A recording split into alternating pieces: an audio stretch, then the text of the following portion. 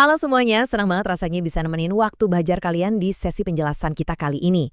Hari ini, kita bakal membedah satu materi yang super penting. Tapi jujur aja, sering banget terlewatkan di dunia bisnis. Yap, kita akan bahas tuntas tentang langkah-langkah audit operasional petty cash, alias kas kecil. Yuk, kita selami bareng-bareng. Aku jamin deh, setelah sesi ini selesai, kalian bakal ngeliat tumpukan uang tunai kecil di laci kantor dengan cara yang sama sekali berbeda. Nah, sebelum kita mulai bongkar langkah-langkah auditnya, coba deh kita renungkan sejenak. Apakah dana kecil itu berarti nggak ada risikonya sama sekali? Sering banget kan kita mikir, itu kan cuma kas kecil, nominalnya juga nggak seberapa, nggak mungkin lah bikin perusahaan bangkrut. Tapi beneran kayak gitu? Sebagai orang yang peduli banget sama kesehatan bisnis, kita harus mulai mempertanyakan asumsi ini nih. Nyatanya, justru di celah-celah sekecil inilah, masalah besar seringkali berakar secara diam-diam. Untuk memandu perjalanan kita hari ini dia alurnya. Pertama, kita bahas resiko tersembunyi petty cash. Kedua, memahami aturan dan SOP. Ketiga, inspeksi mendadak kas fisik. Keempat, membedah kertas kerja audit. Dan terakhir, merumuskan temuan audit. Oke, yuk langsung kita mulai. Bagian pertama, risiko tersembunyi petty cash. Banyak banget loh yang terjebak mitos nominal kecil ini. Padahal ya, kalau kas kecil ini nggak dikendalikan dengan rapi, dia bakal diam-diam jadi celah buat 3 hal yang benar-benar merugikan. Ada fraud atau kecurangan, pemborosan, dan pastinya ketidakefisienan operasional. Coba bayangin, uang 100.000 yang bocor tiap hari, kalau dikali setahun, wow, bisa jadi puluhan juta kan? Sayang banget. Nah, karena itulah audit operasional petty cash ini benar-benar jadi area yang krusial banget dalam sistem pengendalian internal perusahaan kita. Masuk ke bagian kedua nih, memahami aturan dan SOP. Pasti setuju dong, seorang auditor itu nggak mungkin bisa memeriksa kalau dia sendiri nggak tahu aturan mainnya. Jadi, ada 5 elemen kunci yang wajib banget dipahami auditor di tahap awal ini. Mulai dari berapa sih batas maksimum petty cash-nya, terus jenis pengeluaran apa aja yang boleh dan nggak boleh, siapa yang pegang hak buat ngasih otorisasi atau approval, gimana mekanisme pengisian kembalinya, sampai ke ketentuan bukti transaksi yang sah itu kayak gimana. Tujuannya simpel banget, supaya kita tahu persis standar baku yang harus dipatuhi sama tim. Rapi dan terstruktur banget kan fondasi dasarnya? Sekarang kita lanjut ke bagian ketiga yang lumayan seru, inspeksi mendadak kas fisik. Tapi sebelum kita benar-benar sidak ke lapangan, ada satu rumus sederhana yang bakal jadi senjata utama kita. Nggak usah khawatir, logikanya manis dan gampang banget kok buat dimengerti. Saldo awal ditambah penambahan dana atau replenishment, terus dikurangi semua pengeluaran. Nah, hasilnya itu harus sama persis dengan saldo fisik yang ada di dalam laci.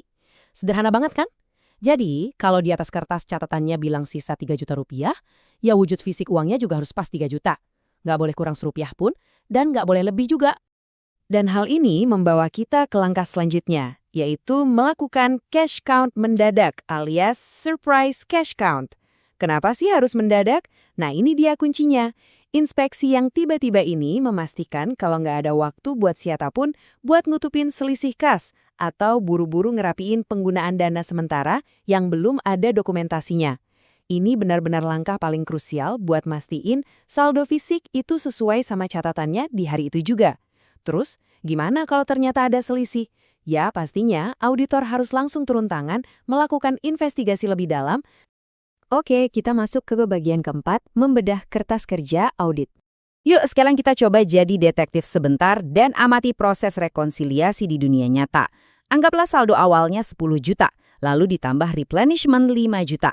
Berarti total dana yang tersedia itu 15 juta rupiah ya. Terus ternyata ada pengeluaran berdasarkan voucher sebesar 11.250.000 rupiah. Secara logika dan catatan seharusnya ada sisa uang sebesar 3.750.000 rupiah di laci.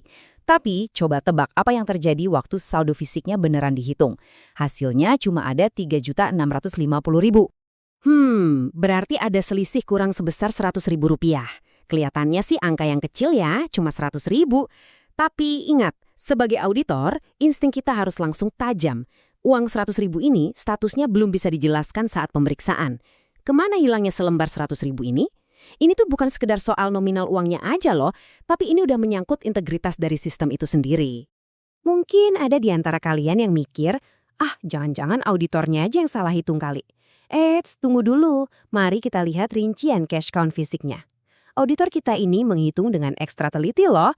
15 lembar 100 ribuan, 20 lembar 50 ribuan, Terus dihitung rapi semuanya, bahkan sampai ke pecahan koin Rp1.000. Totalnya benar-benar valid di angka Rp3.650.000. Jadi misteri hilangnya Rp100.000 kita ini sangat nyata. Fisik uangnya memang beneran nggak ada. Langkah selanjutnya, kita mulai ngecek keabsahan transaksinya lewat pemeriksaan dokumen pendukung. Dan ternyata, misterinya malah bertambah nih. Dari 3 voucher yang ditarik, coba deh perhatikan nomor 2 dan 3. Ada pengeluaran buat konsumsi meeting sebesar Rp1,5 juta, tapi statusnya tidak ada approval. Terus ada lagi klaim transport operasional Rp350.000, tapi notanya nggak lengkap. Coba bayangin, uangnya udah keluar dari laci kasir, tapi nggak ada persetujuan yang sah dan buktinya bolong-bolong. Ini bener-bener red flags atau sinyal bahaya yang nggak bisa kita abaikan. Akhirnya, kita sampai di bagian kelima, merumuskan temuan audit. Di tahap ini, semua petunjuk udah terangkum dengan sangat cantik dan terstruktur. Kita memetakan apa aja temuannya, risikonya, dan pastinya ngasih rekomendasi. Selisih kas Rp100.000 tadi. Risikonya jelas, ada potensi penyalahgunaan. Jadi rekomendasinya harus segera diinvestigasi dan minta klarifikasi. Terus approval yang nggak ada untuk dana Rp1,5 juta tadi? Itu artinya pengeluarannya nggak sah. Solusinya kita harus perketat kontrol approval. Terakhir, bukti transaksi yang nggak lengkap. Itu berisiko banget memicu fraud atau transaksi fiktif. Makanya, kedepannya kita harus mewajibkan bukti transaksi yang benar-benar valid. Nah, sebagai penutup, kertas kerja ini ditandatangani oleh auditor dan penanggung jawab kas sebagai bukti tanggung jawab bersama. Gimana? Rapi banget kan cara penyelesaiannya? Sebagai penutup sesi penjelasan kita yang luar biasa seru hari ini, aku mau ninggalin satu pertanyaan nih buat kalian renungkan. Kalau dana sekecil petty cash aja, yang nominalnya sering banget kita remehkan, ternyata bisa menyembunyikan resiko-resiko fraud dan kebocoran tadi, kira-kira celah apa yang mungkin sedang asyik bersembunyi di akun-akun besar perusahaan kalian saat ini? Ingat ya, jangan pernah meremehkan hal-hal kecil, karena pengendalian yang hebat itu selalu dimulai dari hal yang paling detail. Terima kasih banyak udah luangin waktu buat belajar bareng aku hari ini. Tetap teliti, tetap semangat, dan sampai jumpa di sesi penjelasan materi menarik lainnya.